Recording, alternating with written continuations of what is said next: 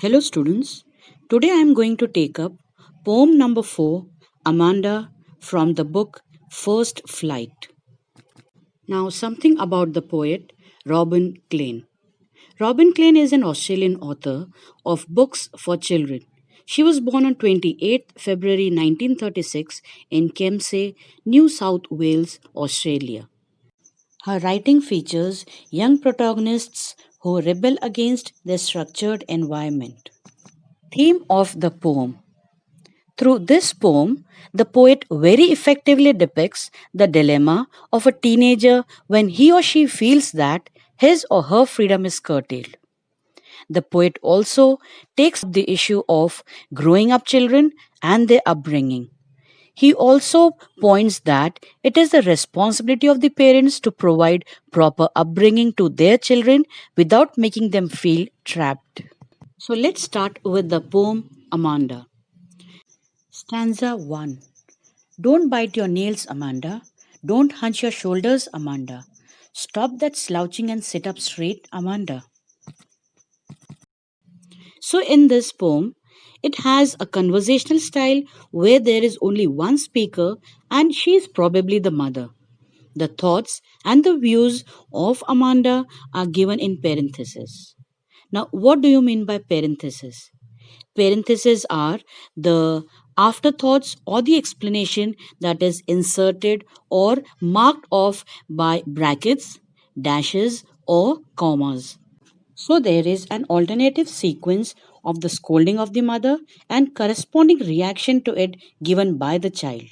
So stanza 2, 4, and 6 we have the parenthesis.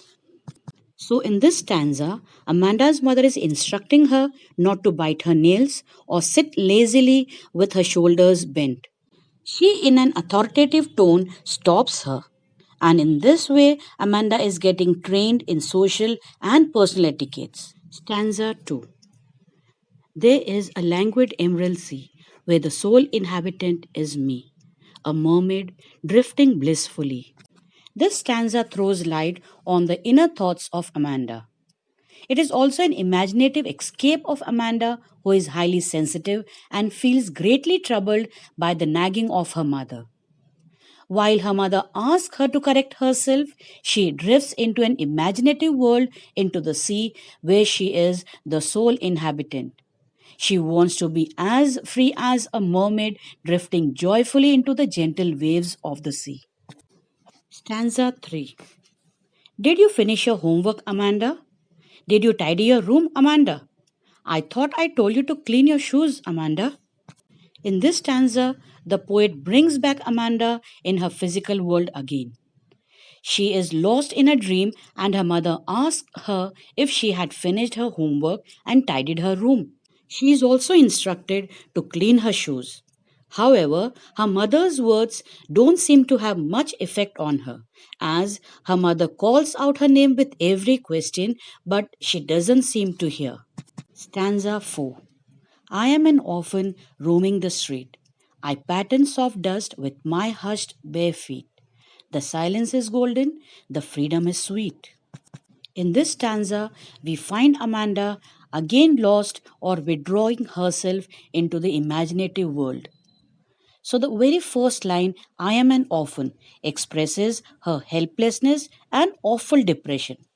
She imagines that she is an orphan roaming about in the streets and making patterns on the soft dust with her bare feet. She finds freedom around her sweet and silence as gold.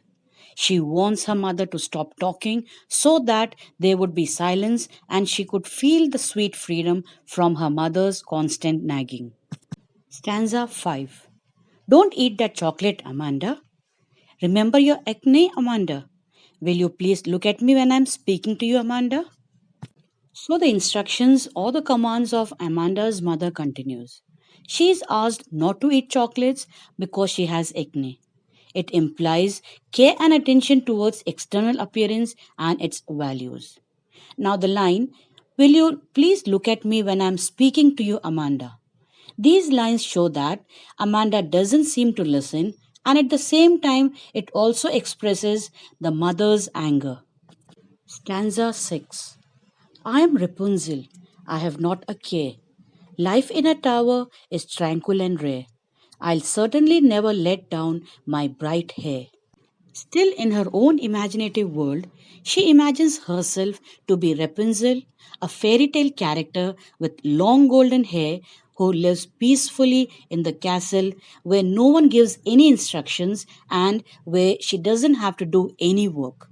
But at the same time, she says that, like Rapunzel, she will not let down her hair for the prince to climb up the castle and save her.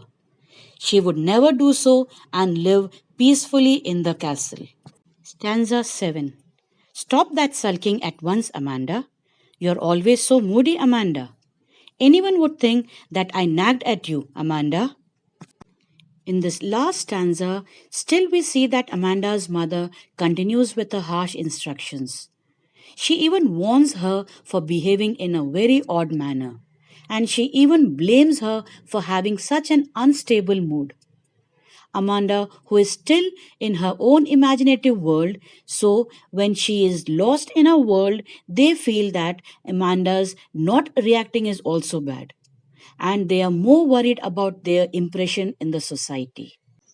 Thus, through this poem, the poet conveys the message that it is important for parents to understand youngsters. Otherwise, children would indulge in daydreaming and would be away from people who constantly nag them.